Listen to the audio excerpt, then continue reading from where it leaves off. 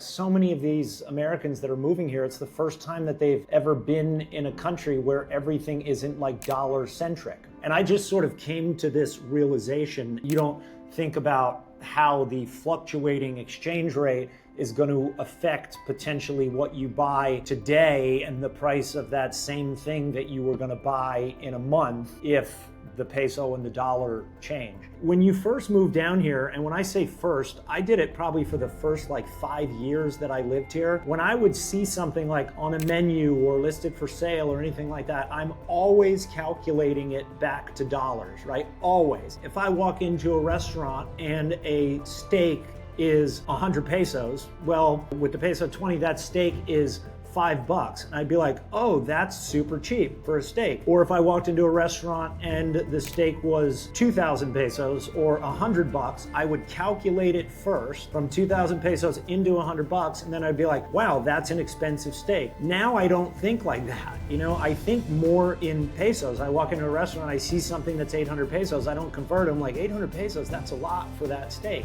I've just started to think a lot more in pesos instead of automatically converting that to dollars and then thinking, is that expensive or not expensive? But that's taken 5 or 6 years for me to think like that, which you would think it wouldn't.